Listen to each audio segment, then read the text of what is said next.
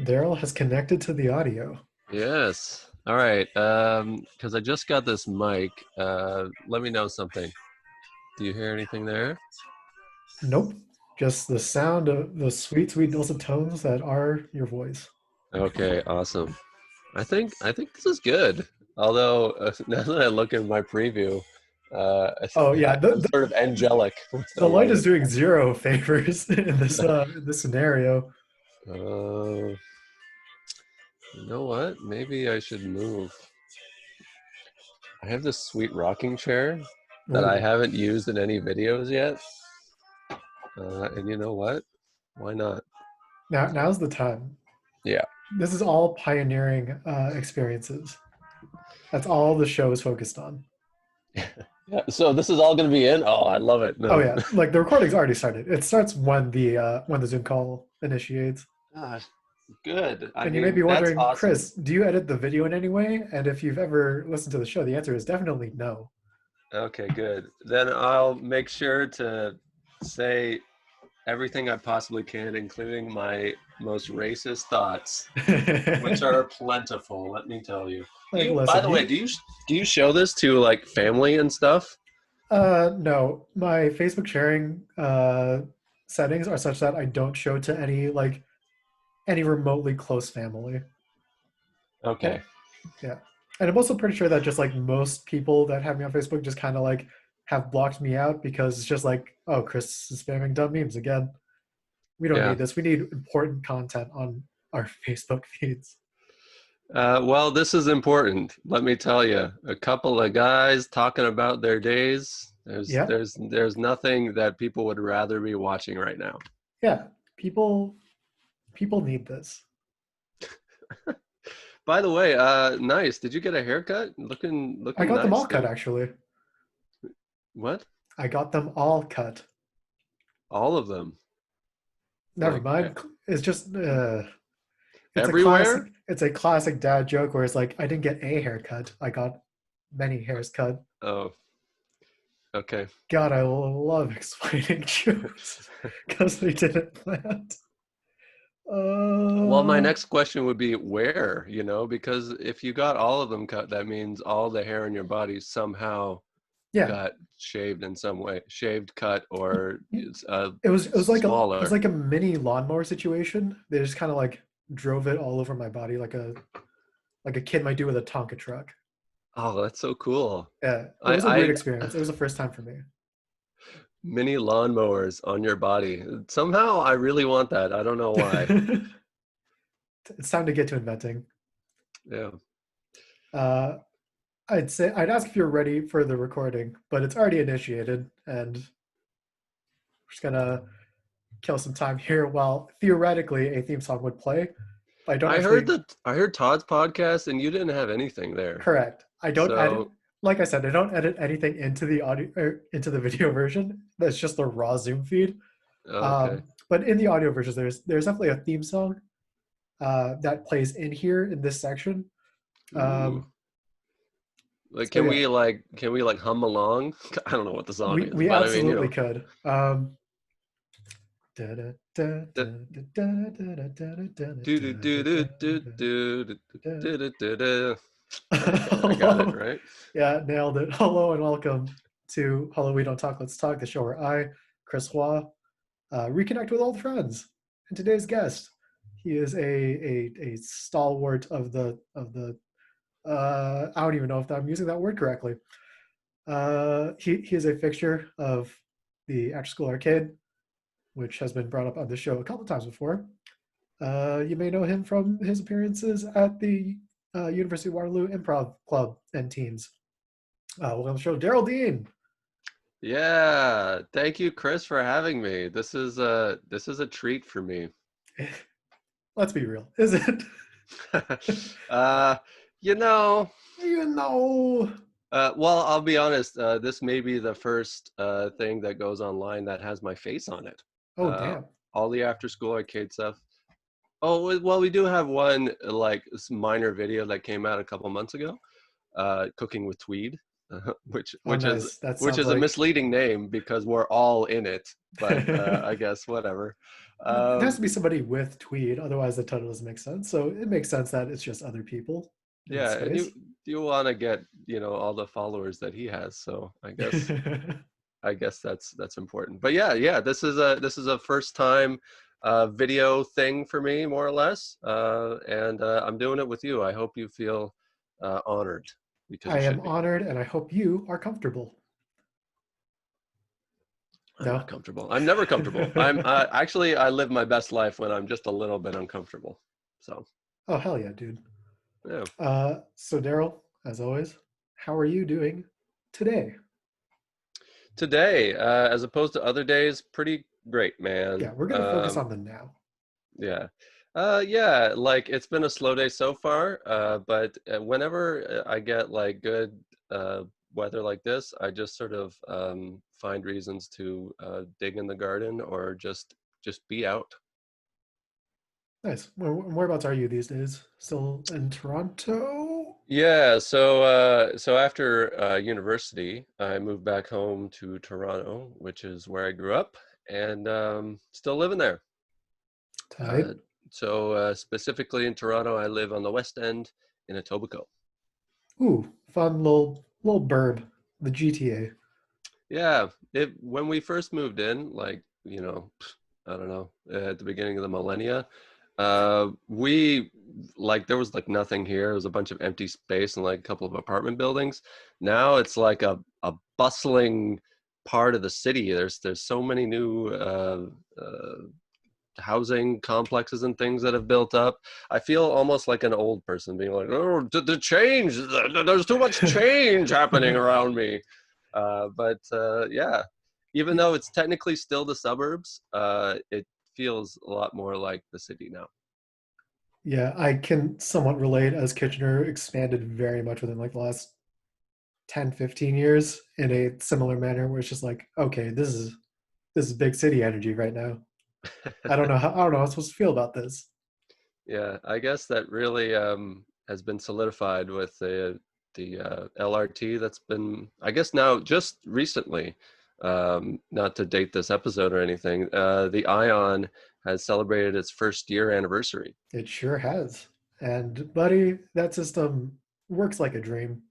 I'm sure I've heard only good stories. No accidents whatsoever. People have adjusted plenty to the fact that there is now a giant train that goes down a singular track around the town. Yeah, Yeah, I it's glorious. I heard a couple of stories that of people just like ignoring the track and kind of just parking alongside of King.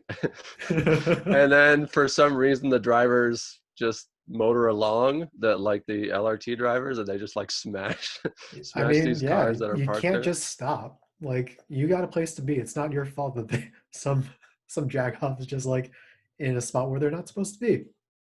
Yeah, that's true. Timing is very important. That's what I noticed in my time in KW is that the buses need to be there on time or, people are just not okay Yeah, with it. for sure. Here in Toronto, it's just a given. You're not going to get anywhere you need to be at the time you want to be there. You're rolling some dice on that TTC. Yeah. And in any mode. I mean, you could take the streetcar, you could take the bus, the subway, it's all the same. Well, Daryl, the last time I think we saw each other in person was at the uh was that the first or second After School Arcade live show at that building on Gawkel. Yeah, And 44 then Gawkel. I went to the second show and you weren't there and I was disappointed because I'm a big fan of your work. Thanks, I love man. deliver comedy. Yeah, I really did want to go to that second one too. I forget. Oh, that was my parents' anniversary. They were celebrating like a big number, I think 30 or something. Gotcha. So I couldn't exactly skip out on that one. Fair enough. But I've been to everyone since, and I don't think I've seen you at Correct. any of those shows. Yeah, the timing just doesn't work out for me as much as I would like it to. But I'm there in spirit, and that's all I got. I'm like a force ghost in the room. I'd like to say. Okay, yeah, we feel your presence Excellent. always. So Daryl, what have you been up to since I guess September of last year when we would have seen each other? Obviously, some things happened in the recent past, but let's I guess just cover from like September to February. Okay, let's see here. So I gotta say, my life has not been all that exciting. I these days, like I'm mostly driving, like for money. It's not Like like, Uber style food delivery. yeah, What you exactly. driving? That's a good distinction to make because I think what I just said there makes it sound like I'm doing some undercover operations. Like I'm like what's You're that you movie? Baby Driver? Like Yes, you are what they call in the business the wheels. yeah. I'm the getaway car, and people use me all the time for that reason. But yeah, no, mostly it's been sort of getting on track, sort of finding out where that next step is. Like I've been out of school for a little bit now, Mhm. and I had assumed that once I graduated from university, that like it was a foregone conclusion that I would take a break from school. Of If course. I were ever to go back, like maybe that might be in the cards, but I needed to go do some traveling and all that. And yeah, I definitely did that. But yeah, since then, I don't know. I don't know. Nothing too exciting, Chris. Just a journey of self exploration. Yeah. As someone who is has been in a similar boat where it's just like, okay, what's the next thing to do? Uh, what are some what are some ways that you've just been sort of like giving yourself some comfort in these tumultuous times? Like what's something you have found solace in, despite not knowing where to go next? Hmm. So, like my degree that I studied in was it's called speech communication, and we covered a lot of different subjects, but especially things such as like race and gender studies, and sort of putting the media under a fine microscope and looking at the different messages that are being sent out through not just mass media, but any sort of media that we Mhm. ingest. But yeah, I think taking that and still applying it to like things that I watch, like other like news and that sort of thing. It's I think it's very important, and that's what I spend a lot of my time on now, is like stand-up comedy, for instance. It's something that I really enjoy, like still consuming. But old stand-up comedy, especially, is something that uh, I can only enjoy part way now, because Mm. there's this. You have to look at it through today's lens, right? Yeah. Things in the past, like the things that some comedians may say. I think I mentioned this in the last podcast of Afterschool Arcades that should be coming up pretty soon. That's already out. It's already out. But It's important to know the schedule of your programming. yeah, I don't know. It just I'll be happens. honest. It happens Uh, sometime once a month. yeah. But yeah, so George Carlin is one of my favorite comedians, and I've sort of thought of him as a little bit lesser these days, because I've seen some of his comedy where he just like goes off. He just like lists off these racial slurs, Mm. and he goes, da da da da da da da da. None of these mean anything. They're just words, right? And that's like that's the same kind of thinking that you hear, some extremely conservative right wingers talk. Yeah. It's like, oh well, it's not the word, it's the intent, it's the meaning behind it. And it's like that is only true to a certain extent, right? Mm. These words have historical meanings, and they have a lot of weight that's carried over from times that maybe we weren't even around, but they still affect us today. And so sort of looking at all of that media, and going back to what I used to think was funny and I used to think is true, and sort of reassessing that, and kind of adjusting my thinking that way. Uh, it can spend a lot of time doing that. I can imagine. Has there any have there been any, I guess, routines where like you've come out of this thinking a little bit less about George Carlin, but is there anybody that you've come out with a greater appreciation of? Um, um, so yeah, I like again, Richard Pryor has his there are definitely some sides of him, especially like homophobic sides of him, Mhm. or transphobic sides of him that I don't agree with and that definitely need scrutiny. But I think the his racial based humor is extremely important, especially in today's day. I think it's sort of like it sort of paved the way for comedians like Dave Chappelle to sort of you know um, to sort of identify the things that we all know are true about how the Race police, relations. yeah, race relations, how the police may judge people differently based on their skin color or Mhm. where they live or whatever else. So yeah, Richard Pryor, although he is extremely like I would never watch his comedy with my parents.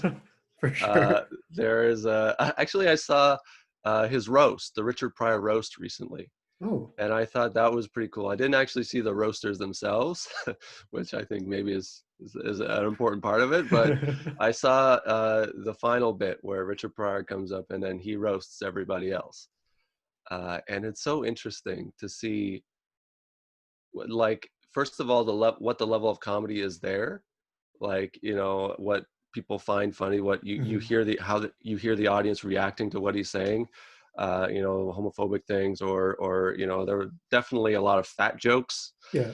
and then the race-based stuff, which is uh it's also exaggerated, but there's a kernel of truth there. So it's hard to look at that and pick out that kernel of truth and say, well, that's true. Then if that's true, then maybe everything else around what he's saying is also true, right? Mhm. Do And you that's have? really the core of comedy, right? Like truth in comedy. Shout out to Del Close. Wow, great job, man. I I did love it that reference. So good. Only true patrons of comedy would know that reference. for sure. I've never actually read the book at all. Have you? Yeah, I have it somewhere. Oh, Yeah, nice. I borrowed it from a friend of mine, um, who I don't really see anymore, but he's still my friend. I'll, Yeah, I'll I'll shout him that out. Brendan Corrigan, I think his name is. isn't Solid that the dude. guy from Smashing Pumpkins? Oh no, that's Brian Corrigan. Yeah, yeah. Shout out to Brendan. Um, but yeah, that's pretty. It's interesting that sort of interpreting the way speech is conveyed and like how that relates to different subject or areas of interest. The other day in a Discord that I'm a part of, people were discussing like the way the media is current. A lot of news articles are framing like coronavirus, for example. What They're what's that, coronavirus? it's this thing where people get really really sick Oh, sometimes, but only sounds like the sometimes. flu to me. I don't know. And who gives a hoot about the flu? Everybody does it. Yeah, everybody gets it. Yeah, It's like chicken pox, or except you mono. die. But they were talking about like how the media is constantly using sort of uh, like war type terminology to describe our efforts to combat coronavirus. Where it's Mm, just like I think the headline was "How Coronavirus Won," as though the virus itself has any sort of agency or intent in right. the way that it functions, which obviously it does not. It has no sentience. It's just a thing that happens sometimes. Yes, and it has no intent either. It's just a virus that uh, uh, really lives off of us and our own behaviors, right? Uh, you know, um, I think what you're touching on is very important too, because there are certain things that sell in the media, certain emotions that Mhm. are constantly evoked. And you see this in politics as well. The politicians that are, running against an incumbent usually will stoke the fires with fear and say, well, if you vote for them, then you won't be safe.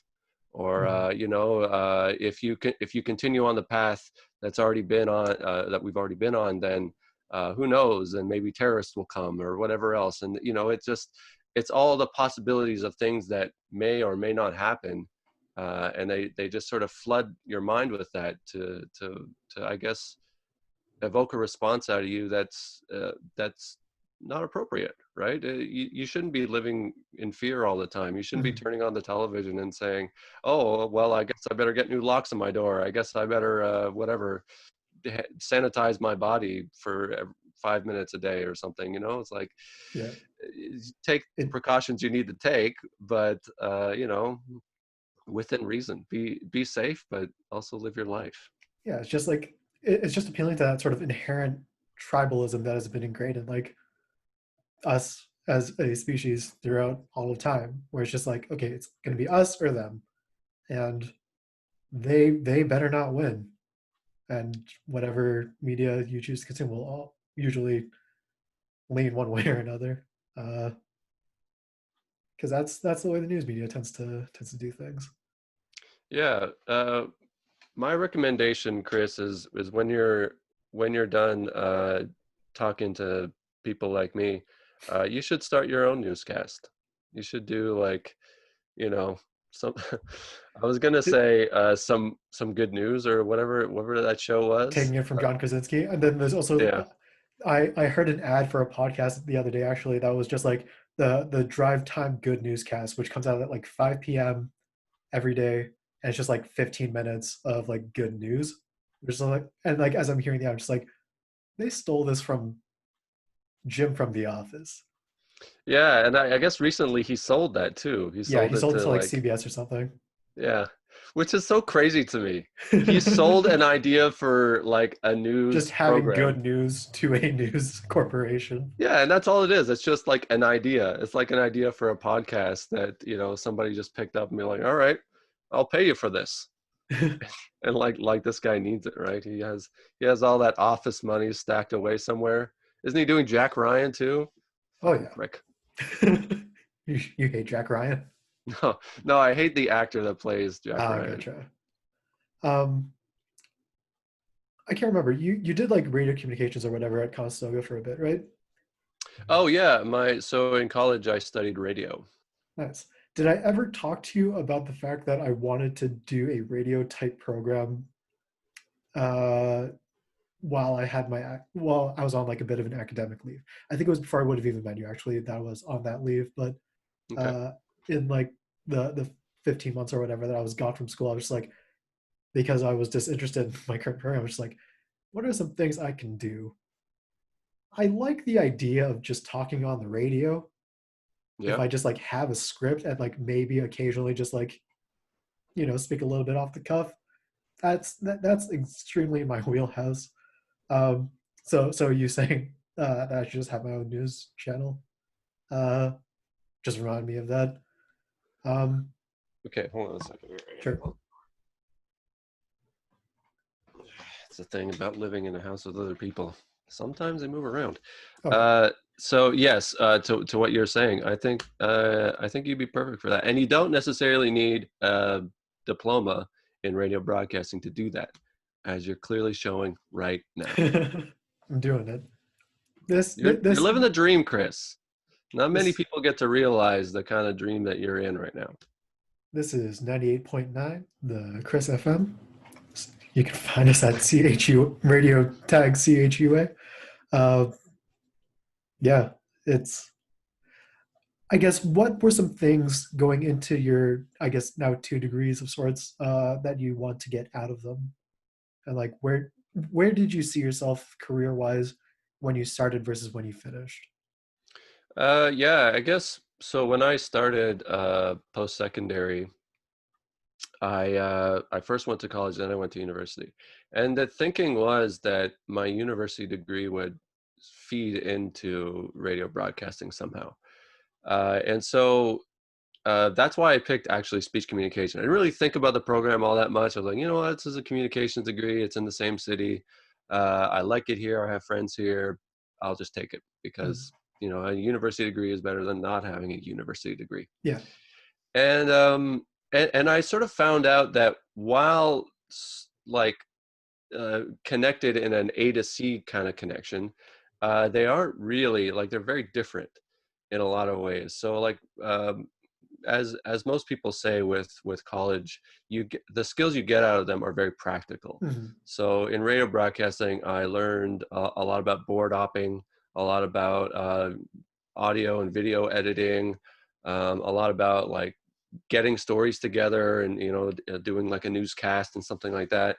But there wasn't a lot of theoretical knowledge. I have about one textbook in my 2 years in college, and I still have that book. That is an invaluable thing. But as far as that goes, like all the knowledge I have are directly applicable to the industry itself, Mhm. which is very good, but it's also very limited. In university, it was the exact opposite. There's no industry, speech communication industry that I'm getting into, but yet I had all that theoretical knowledge, and you know, the discussions that we had in class were, I would say personally, a lot more valuable to how I see the world now, and like the overall worldview, and the different lenses that I look at things through now. So what was your question again? I just rambled. I don't even remember if I had a question. Um, just like sort of where did you see yourself career-wise, where you when you got into the programs, and then versus where you like when you came out. Right. So after college, I was expecting to get a job in radio, and it Mhm. was really sort of outside pressure that got me to go into university, and I'm very happy about that, as I just mentioned. But after university, it was a lot less clear to me. Like I can still get into radio, and there's no problem there. Mhm. You know, my marks there were decent enough. I have some good connections there. Actually, I know. Uh, More than a handful of my peers that graduated with me in radio that are in the field now. Hmm. They're either in KW and Guelph or wherever else, and they're doing it. They're not just, you know, doing promotions or handing out lanyards to people. They're really in the field. Yeah. So those are definitely connections that are important for me. But it also shows me that, you know, you can still get into it. There's no, you know, just because I've been out of it for a number of years, it doesn't mean it's over. But yeah, after You're a university, washed up non-radio host. I'll never make it in the biz again. Yeah, but yeah, after university, it's a lot less clear because now I have more avenues to get into with a university education. I can, you know, do something in advertising. I could do something in production. Like something that really interests me is like film. Hmm. So I definitely took. That was one of my minors. It was like digital arts communication, and we made a number of short films, and I got to be in that whole process of creating something, you know, working with a script, finalizing details with that, making a shot list, and then Ooh. the actual making of it, you know, with using the technology, the cameras, the different microphones and all that. So that's something that still interests me, and that's something that I really would love to sort of sink my teeth in a little bit more now. Have you considered sort of narrowing down the broadness of like a career in film to like a specific area of it? Yeah, I guess so. I mean, with my background in audio, it sort of led me to already believe that that's something that I would naturally be good at. Mhm. As well as production. I love editing. Not a lot of people say that, but that's something that's really fun for me. Just sort of picking apart the little the ums and ahs, trying to get everything synced up correctly, and yeah, just having that uh, critical ear to see what's important and what I want others to hear. If I offered you $50 to edit this video and audio file to publish to the internet, actually not even offer $50. what price point could I pay you to handle this audio and video editing process? You know what I would need to cover is the cost of the program. So like I guess Adobe can Yeah, rent out the program to you month by month basis. I think there's an Adobe type program. So I would need to cover the cost of that plus, maybe like 30 bucks or so. So I think 50 or 60 bucks is pretty good. Hmm. I can handle that. Interesting, interesting. I'll contact you after this whole thing ends, and we'll All we'll right. we'll, we'll chat. Yeah, you have my number. Yes, I'll have my people contact your people. Good. I don't have people, by the way. It's just me. I'm Ooh, a one man show. This whole thing is lone wolf Darel here. excellent. I respect that. A true independent artist. Yeah, that's right. I don't work with anybody. This is the only time. Chris, if you ask me on again, that's a flat out no. Okay. And as far as you're concerned, Afterschool Arcade is just you. You send them your singular audio file, and then they work around you. Yeah. Yeah, that video cooking with Tweed I mentioned earlier, I uploaded a new version of that and it said cooking with, and then everything else is crossed out. Darel. The Big words, Darel. That's right. Darel show. Yeah. Uh, so last I checked, you have your own. You have a podcast of your own, Oh yeah, exploring technically. just bad movies. What is the updates on that? What's that all about? This is important to get recorded because I've mentioned this to a couple people, but nothing has happened with basically since the first episode that I put out. And part of that has to do with the technology that I'm running. Like I don't have certain audio editing software that I normally did. Hmm. But also the second episode, I really got bogged down in making it similar to the first. And so that whole I got tangled with that whole process, and then I got busy, and then it just kind of floated under the bridge for a while. It's Hmm. still there. I still plan on putting it out in some form or another, but the guy I put out our first episode with, Todd Donald, he That has guy's two first names. Can't yeah, can't trust a guy with two first names. Daryl Dean. that's right. Um, and by the way, Todd Donald, as shown in the Waterloo Record, because he's kind of a big deal in your Hmm. region. Todd Donald was famously put in as Todd Donaldson, which I Oh. think is absolutely hilarious. That he's got a podcast that's been going on for decades, that he's been like interviewing people. He's a musician. He's very talented in all these areas, yet they didn't Can't quite get his no name no right. respect on his name. No, no respect. That's it. He's Rodney Dangerfield. Have you visited any Rodney Dangerfield sets in your exploration of classic stand-ups? Yes, and that's another one where he is very misogynistic. So again, I Correct. loved it as a kid, and I didn't really understand like the real meanings of it, and now it's kind of impossible for me to watch it without cringing. Mm. I don't think I answered your question about my podcast though. Yes. So Listen, we're going uh, to go off on tangents a lot here, and that's fine. I got like an hour of time to eat up for the purposes of recording an episode of this show. So, perfect. so frankly, the more we can just sort of meander, the better. That's all I know how to do, Chris. I only know how to meander, all right? I don't know how to stay on topic. I need like a prompt. I sure hope if I ever make it big in the biz that there's like a teleprompter around me always, because I'm not going to be able to function without it. But But anyways, the yes, podcast. the podcast. Todd Donald, very cool guy, and he added the music and he added some minor editing details as well Mhm. to our first episode. And that's kind of why I wanted to go with Todd, because he has a musical background, Yeah. and so that he could add the stuff that I couldn't. Now so much time has passed. Todd is like, moved from place to place. He was way up in the Yukon or something like no, The hell? Nunavut for a while. And now he's back in KW, and I feel embarrassed to bring up my second episode.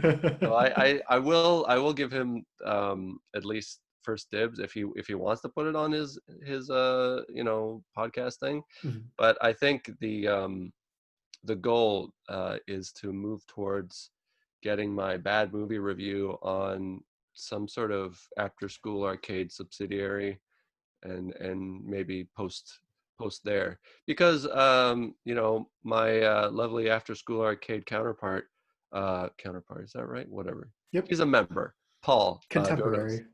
Yes, a person you've also had on this little thing you have going on here. Sure did. He is an amazing editor as well.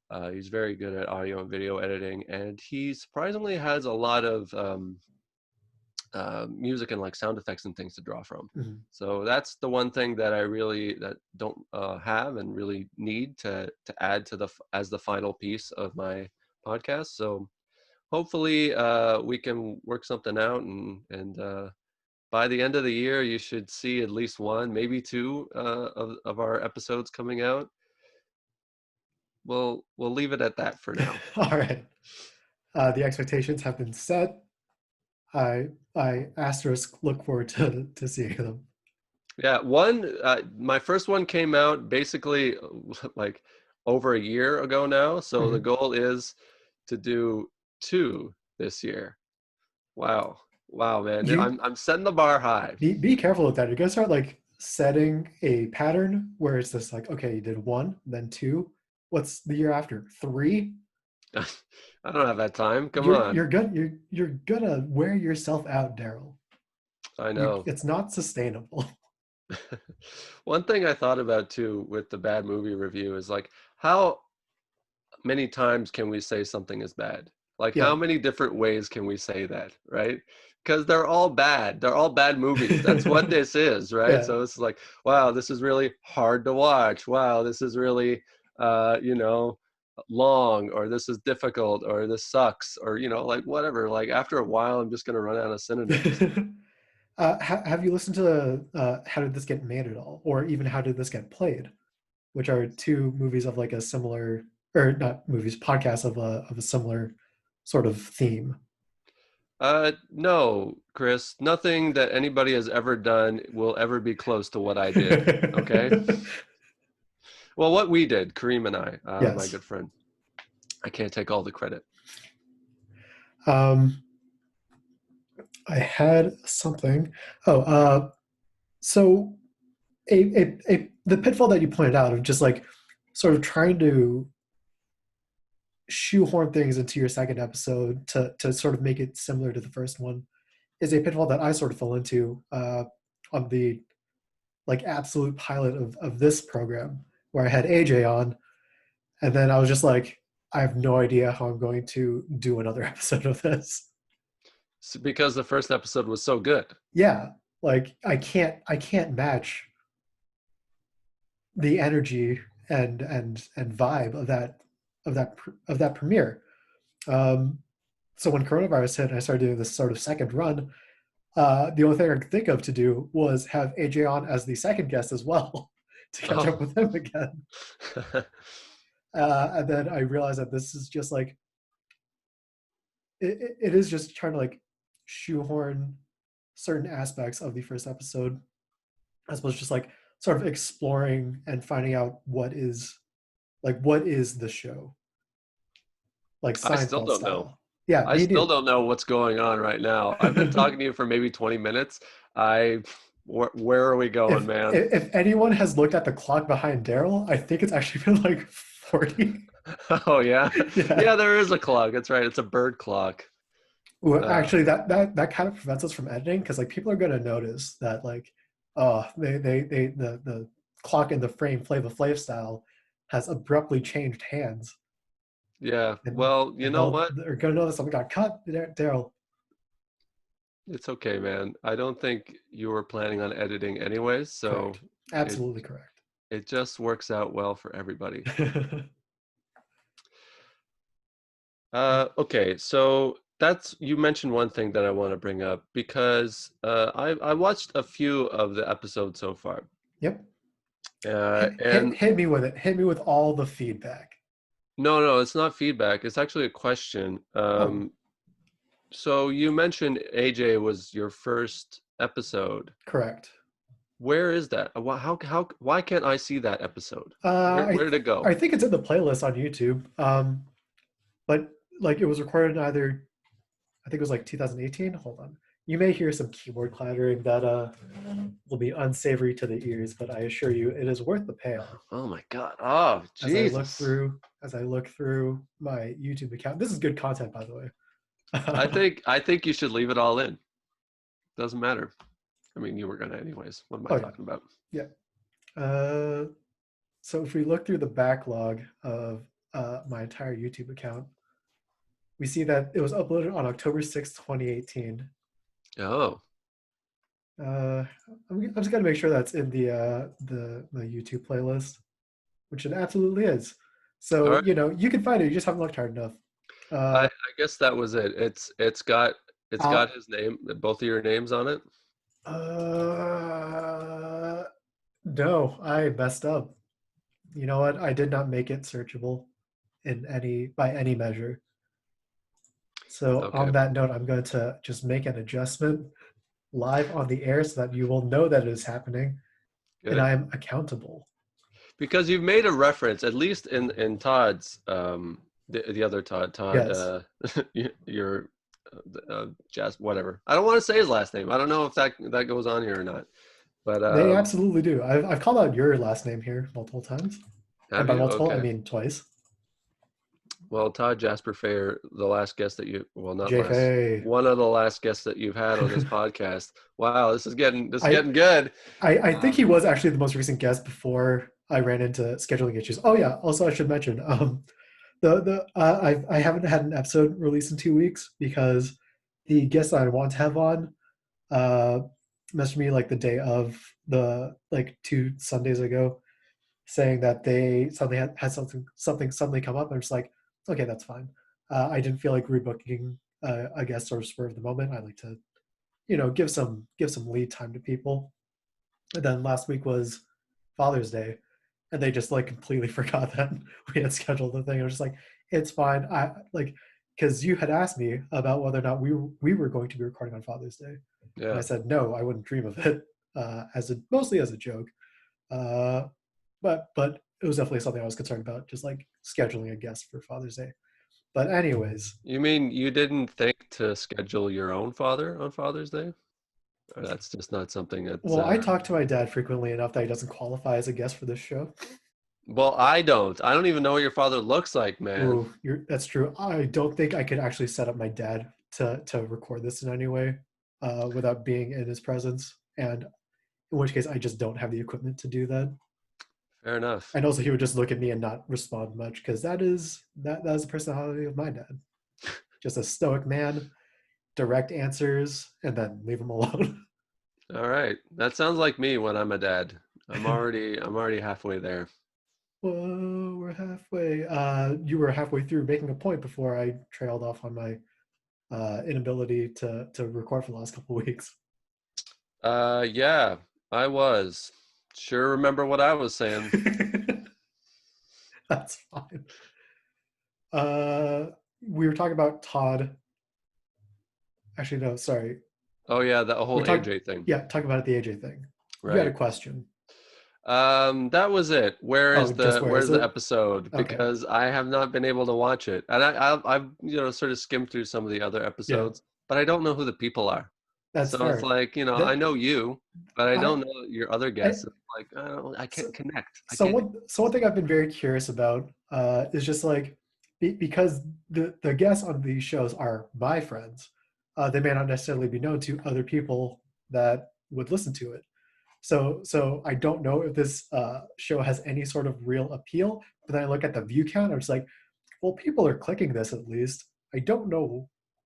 I don't know why, but they're doing it, and I want to know what that experience is like for people that you don't know appearing on the show. So it really is just a conversation in any sense. Like if Mhm. I know the people or not, it's just maybe I'm a little bit more invested if I know who the people are. Understandable.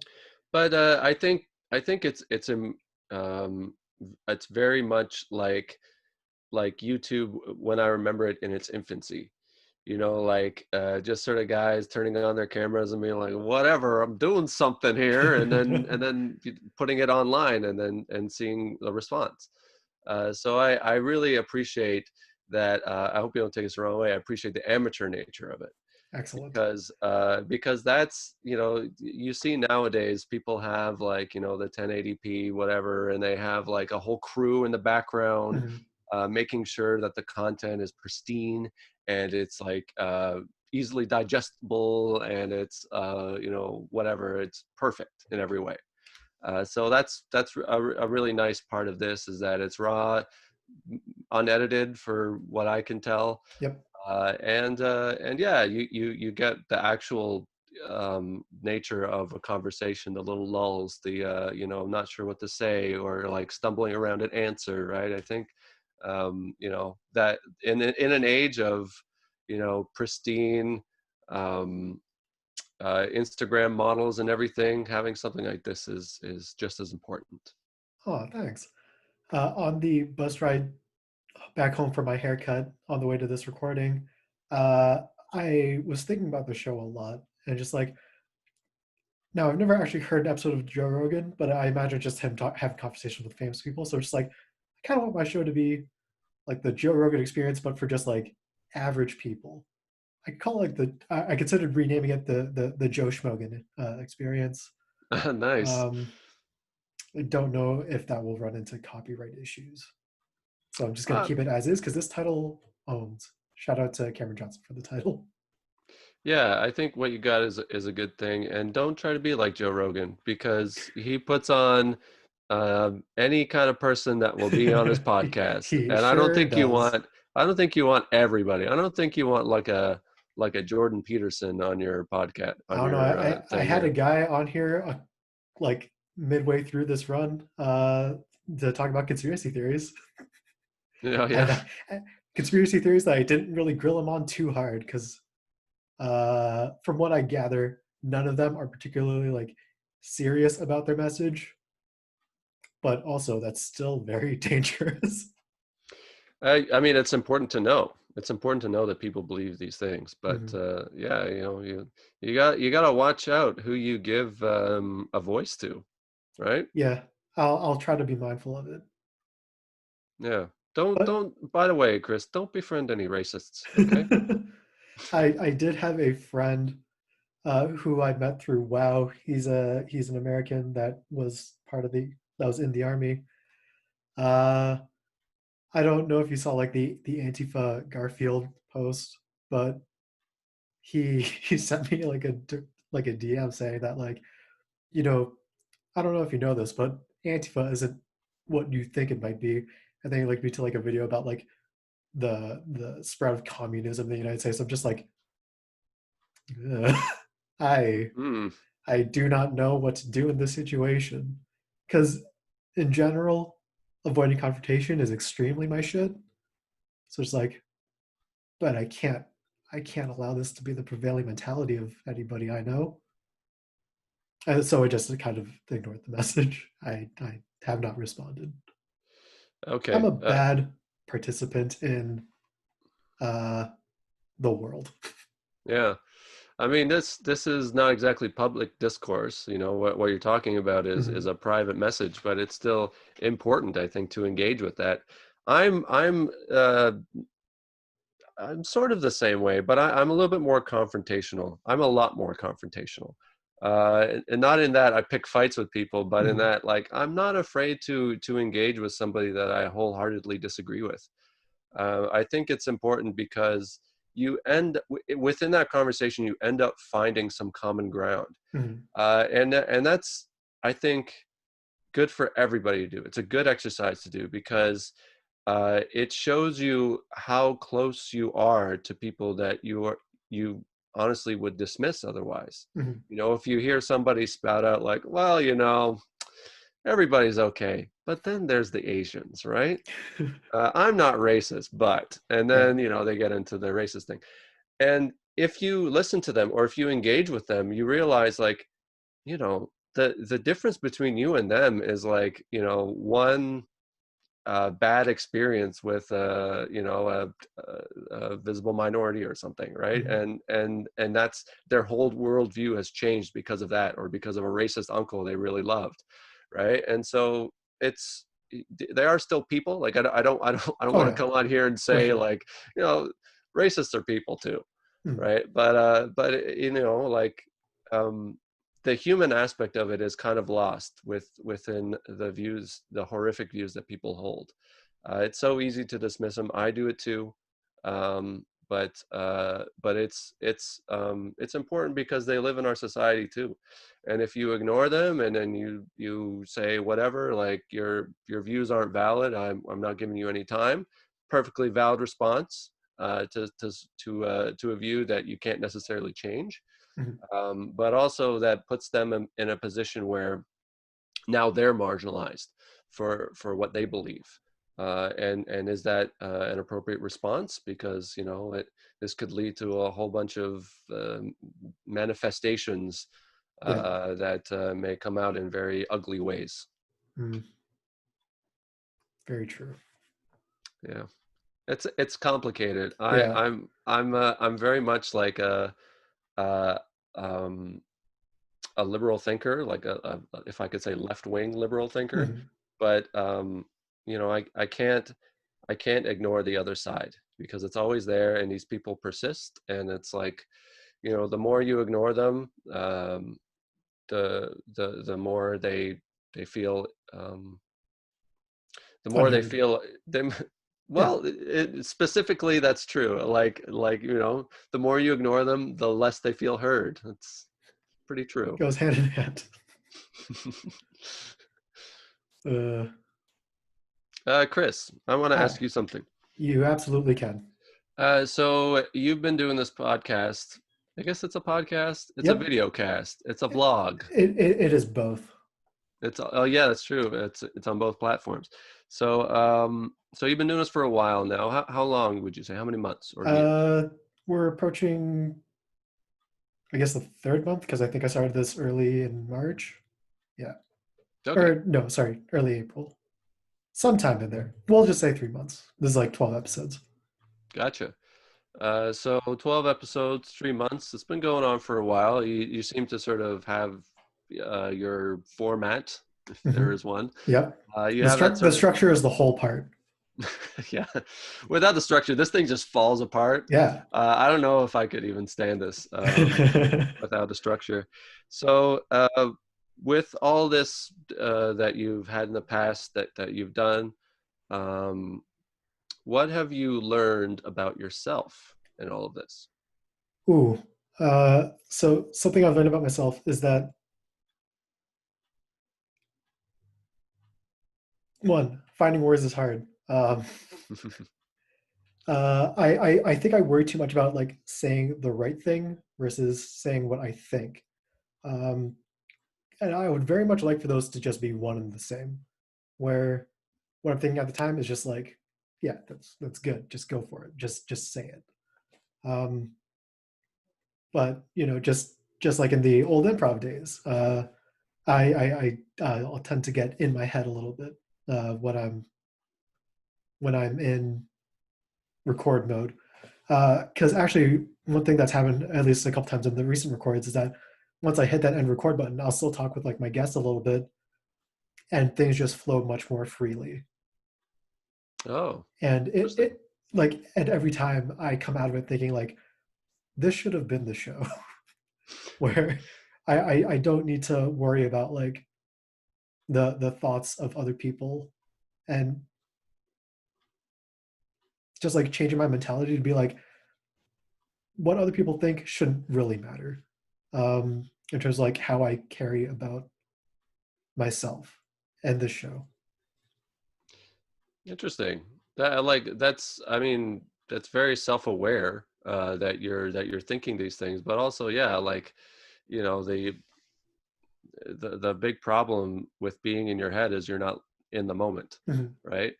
um I don't know, man. I don't know how you can reconcile that, you know, like that's the sort of thing that as somebody that's putting out this product regularly, like you, in a way, you do have to think about your audience. Mhm.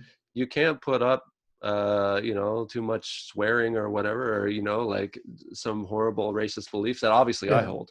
You can't put that all up on YouTube. You'll be taken down, right? So Yeah. And then a couple of other things that I've learned is that uh, I've always held the belief that like I'm a good listener. I am terrible at reacting to things. Um, so oftentimes when my guest delivers any sort of like message or thought, I'll just kind of give a just a blanket reaction where it's like, interesting, yeah, okay, hell yeah, things like that, where it's not really propelling or like driving conversation in any particular direction, and then I'll just like spend a solid 10-15 seconds thinking of a question while or like after the fact. So finding like a continuous way to explore and heighten lines of thought versus uh, just like question answer question answer question answer is something mm. that I would like to try and do better, but have not yet been able to execute on. Do you have questions, by the way? Like, have you prepared anything for this? No, it's really just thinking about the where conversation has taken us so far and like what kind of questions are related to those topics. Okay. I've never come into I'll usually have sort of one thing that I associate with each of my guests that I know I can ask like a sort of baseline question about, and then see where that leads. But that's about it. Okay. Interesting. Um, well, I mean, like again, this is your thing. Whatever works. Mhm. I know when we do after school arcade, when we do credit zero, that is totally off the cuff. Believe it or not, nothing is prepared for that. But the format Absolutely seems so nothing. strict. Yeah, no, I know. And the way we just seamlessly go from story to anecdote to whatever else, it's like nothing. It's like no editing ever It's like happened. you had a script and are Yeah, just going for it. but that's not us. We're improvisers. But yeah, like that's one thing I was thinking about for Credit Zero, especially because I found that like while I'm not doing the editing, I find that like our conversation is way longer than the podcast tends to Mhm. be. And that's not on Paul's editing abilities at all. I know whenever he puts something out, he makes us all look good, except for himself. I think maybe he makes You gotta self-deprecate a little bit. yeah, well, yeah, a little bit. But he definitely likes to keep himself a little bit lower than the rest of us, which is Mhm. fine. That's his choice, right? But but yeah, like that's always something I thought could work for us in our podcast was having some questions or some ideas to write down to sort of mull over together. And usually I'll have like usually one story and one question I'll have in my mind to say. Whether it comes up or not, it Mhm. depends on us. But I usually want to come to the podcast with something so that we can all bounce around and see where that fits. And there was Um, that. Uh, I don't know if it's happened on subsequent shows, but I think it was after the Around the World in 80 Days or whatever. that was our Uh, first, yeah. yeah, where I think we were given like cue cards to ask questions on, like we the audience, which would then get followed up on in a podcast recording. Yep. Uh, Now, I think I made it to episode 4 of the podcast so far, but I don't remember those questions coming up, or at least my question didn't come up. Um, What was your question? Maybe I can answer it now. I don't even remember. What was your worst first impression of a person? Or actually, yeah, I think that was it. Just like your worst first impression that you've either gotten from someone, like someone you've met, or that you think you've given to someone that you've met. Oh, okay. I don't know why we wouldn't answer that. That seems like a very deep question to answer. Although, again, by putting something out to the public, you don't necessarily want to go over some negative, Yeah. slanderous stuff that you have to walk back in your next episode. Uh, Yeah, I guess if you want, I can answer that question now. But now I really have to sort Just of ponder that. just ponder it, take it with you to your next Afterschool Arcade recording, and just pose it as a question of your own. Okay, Now, you're right. granted, I believe Paul listens to this show, so he will know that you are full of shit if you pose it as your own. No, So no, he won't know. It's fine. yeah, I that dude think has I the think memory of a goldfish. Yeah, and really honestly, if I can be perfectly frank about Paul, I'm sure he ignores my voice, especially when editing. I don't know why, but I just get that feeling. uh, I find it interesting in this video, the pillow behind your it chair makes it makes look you like I look have like, cat ears. yeah, yeah. Yeah, I've gotten that a couple times, and I've never removed the pillow because you know what? It's a cute aesthetic, and I'm into things that are cute looking. Well, you're a cute looking buddy. You're a Thank you. cute looking fella. Aw, shucks. You are also a fine looking man. Thanks, man. Anyways, uh, so as part of the structure of this show, we have a segment we like to call "What's Your TED Talk?" Ooh, is there a voiceover for this? Can I make it right now? Absolutely, you What's can. your TED Talk? Uh, Ah, nice. so Darel, if you were to present a TED Talk about anything in the world, what would that topic be? Well, I have to go into the one thing I know most about, which is gardening. I've done Ooh, so much gardening in the past 3 or 4 months. It's ridiculous. had you I done don't any have of it beforehand? very rarely. We have a big garden in our backyard, but like that's usually dealt with by the other people in the house. So now that I'm not so busy, that's like I'm really into it now. So here it goes. Gardening. These are some tips for people that want to get into it, that want to get a green thumb. But remember, it's not about the greenness, it's about the brownness in your thumb. And by brownness, I mean dirt, because you got to get your hands in dirt, okay? This is important. This is important for everybody to know. Gardening is not just, planting your roses and watering and leaving it alone. No, it's about taking care, looking every day at what you got, at your yield, or at how your little saplings or little plants are growing. It's a constant process. What I like to do and what I've sort of experimented with is building trenches. So what I'll have like these little like plants maybe about this big, and we have I don't know what the word is. I call it an incubator, but it's basically like a 3-tier light um, box thing. Hmm. I Uh, I think incubator is a good word for it. Yeah, and so it starts these little seedlings, especially for times that are too cold to plant Hmm. stuff. So we still have those going on. And when they get big enough, you have to, and when the weather gets good enough, you have to find a way to make sure that the plants will survive well in all types of weather, including wind and heavy rain and all that. And so I find that trenches make it really easy to, first of all, plant space the plants out while being able to give them lots of water. In fact, flood these little trenches so that your plants, your little seedlings, get a lot of water.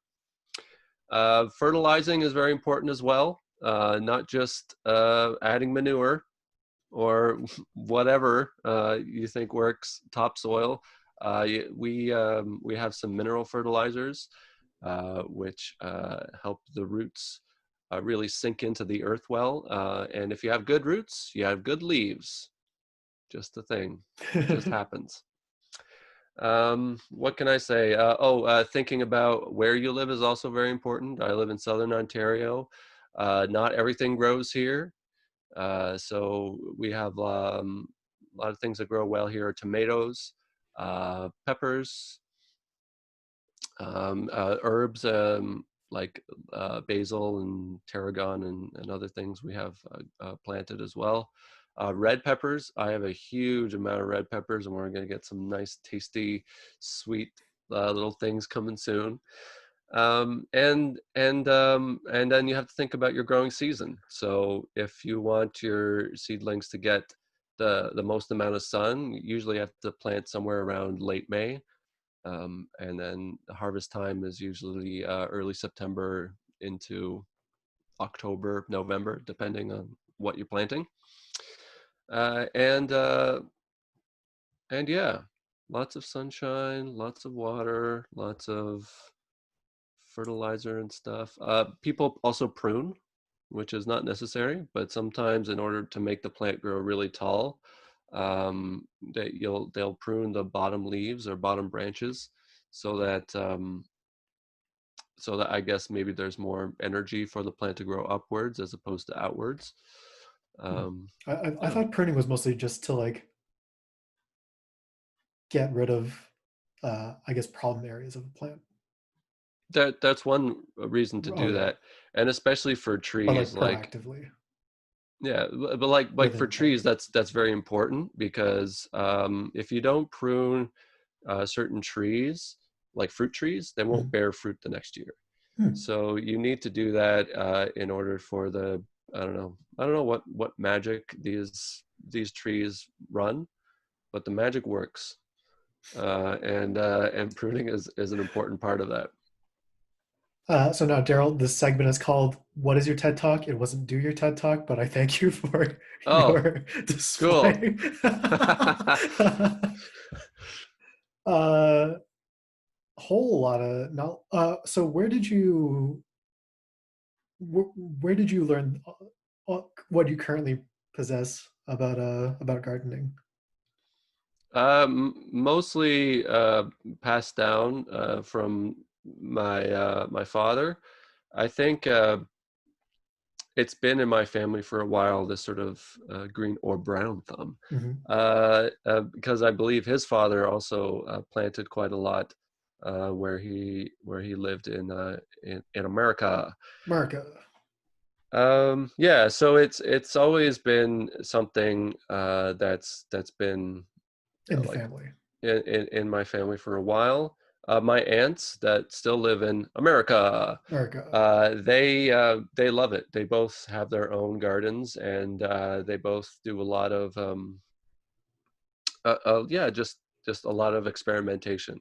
I think with planting, you also have to realize like not everything's going to work out.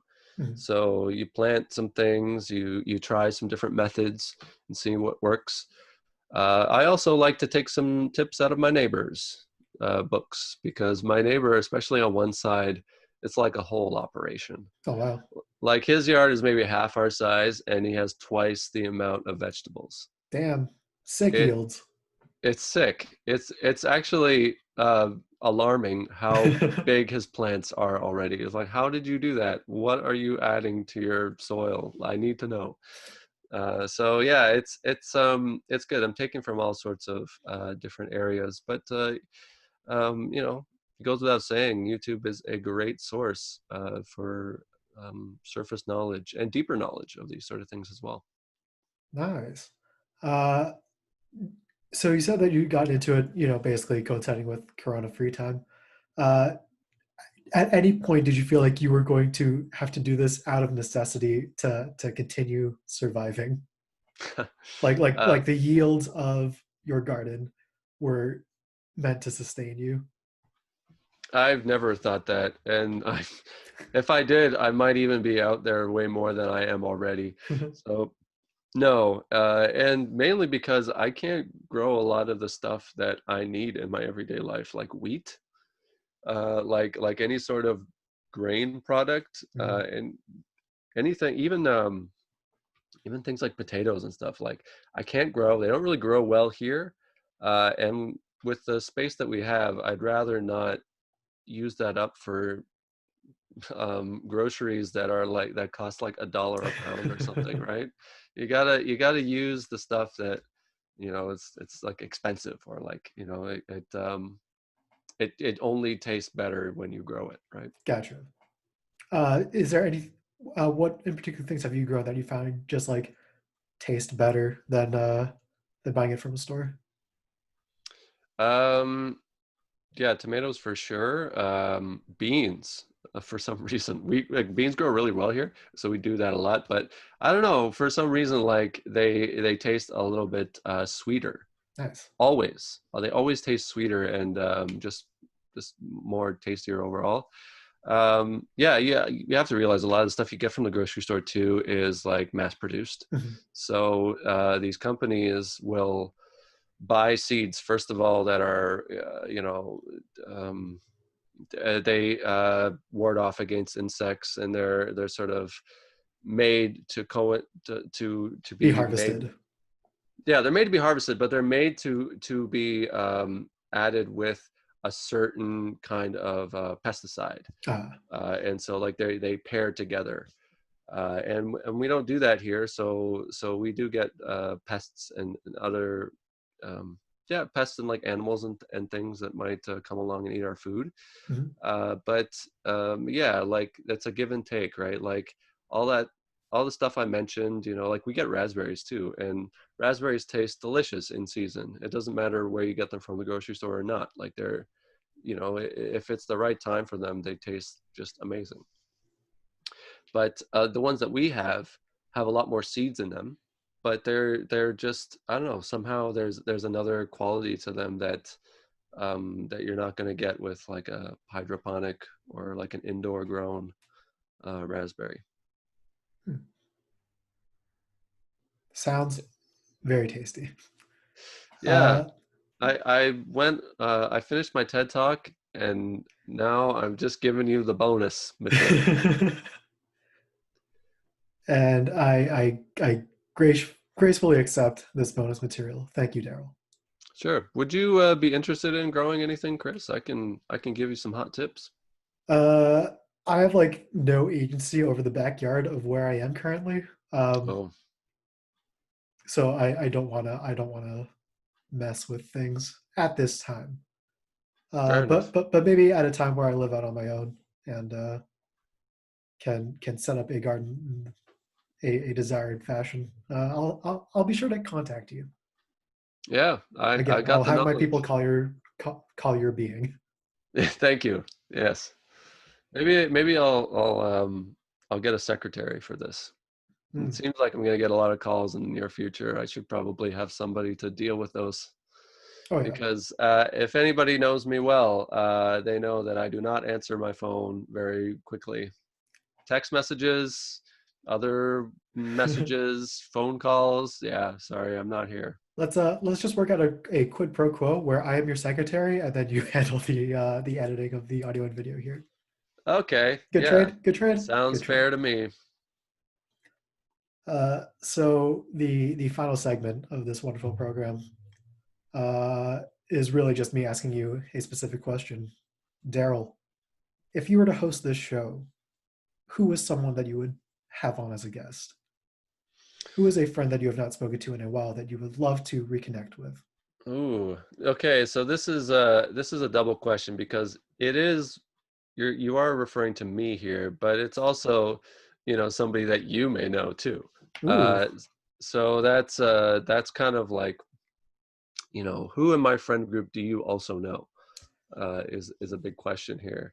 And who you've not had on the podcast too. So yeah, I guess one guy I haven't really seen or talked to in a very long time is Nape. Nape Tremblay. Tremblay. Uh, Tremblay. Dude looks like Tobey Maguire in Spider-Man 3. yeah, I saw that that that one. is a fun picture. That's certainly cool.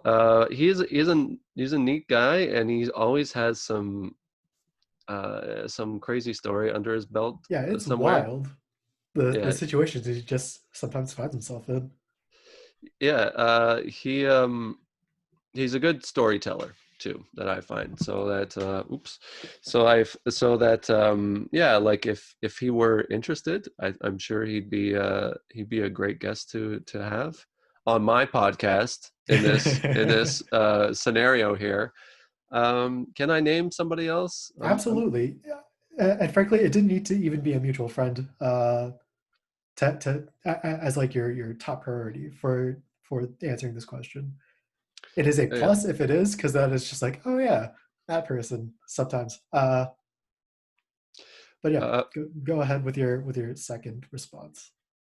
well, the reason why I say a mutual friend is because I was mentioned in the last episode that Yes. you had with Todd Jasper Fair, and I took that as like oh, I guess I'm gonna be your next guest on your show. Cool, gotcha. Not like it's Yeah. okay. Like I was ready for it. It's not like It you was threw only a me under matter the of bus. time. It was only a Yeah, matter of time. yeah. But yeah, to sort of stay on this theme also.